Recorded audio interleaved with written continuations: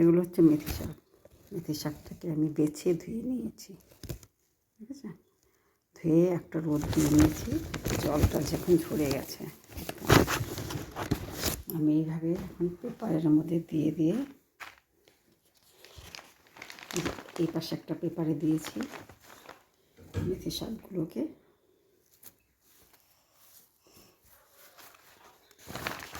পেপারে দিয়ে দিয়ে এভাবে একটা ভাঁজ দিয়ে তার উপরে আর পেপারে আবার কিছুটা মেথি শাক দিয়ে দিচ্ছি।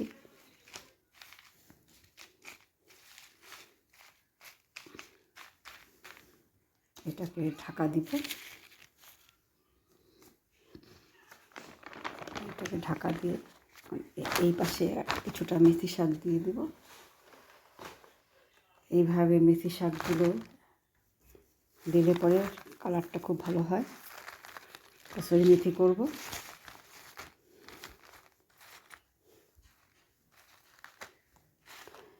বাড়িতে কসুরি মেথি করলে গন্ধটা খুব ভালো হয়। খাঁটি জিনিস পাবেন।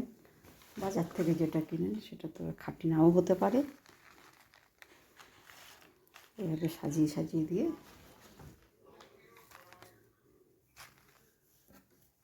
ভাজে ভাজে পেপারে ভাজেভাবে সাজিয়ে দিলে এটা সবুজ রঙটা একদম বজায় থাকবে। আবার কালকে আমি এগুলো পেপার থেকে তুলে ঝুড়িতে করে কিংবা একটা পেপারের উপরেই আমি রোদে দিয়ে দেব। এটা গন্ধ খুব ভালো হবে।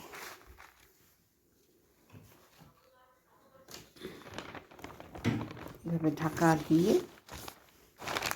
চাপা দিয়ে রেখে দিতে হবে, যতটুকু জল আছে ততটুকু টেনে দেবে। আমি একটা কিছু দিয়ে খালি কিছু দিয়ে চাপা দিয়ে রাখবো, তাহলে কসুরি মেথিগুলো পচে যাবে না, নষ্ট হবে না, সবুজ হয়ে থাকবে।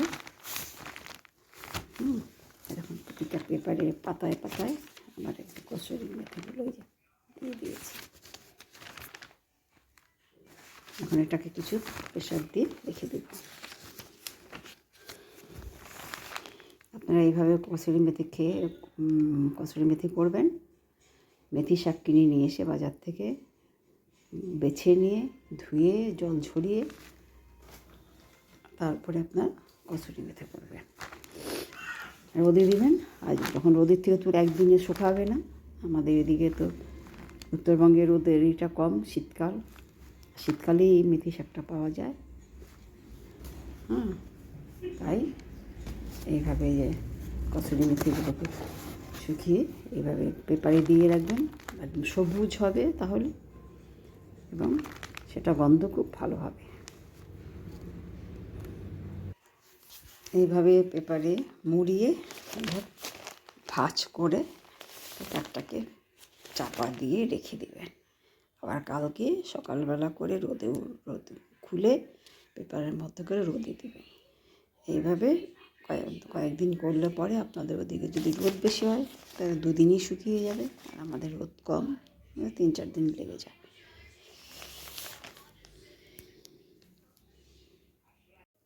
আমার মেথি শাকগুলোকে যে রোদে দিয়ে শুকিয়ে নিয়েছি, ঠিক আছে।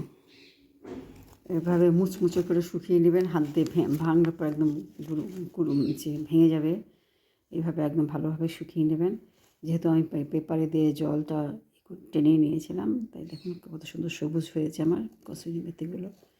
এইভাবে আপনারা খাঁটি কসুরি মেথি করে খাবেন, ব্যবহার করবেন রান্নায়।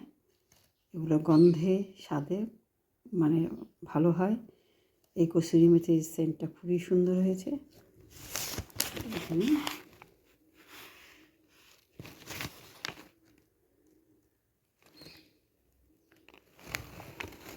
আমি এখন এগুলোকে হাত দিয়ে এরকম ভেঙে নিয়ে গুঁড়ো করে একটা কৌটোর মতো ভরে রেখে দেব, তারপর রান্নার ব্যবহার করব।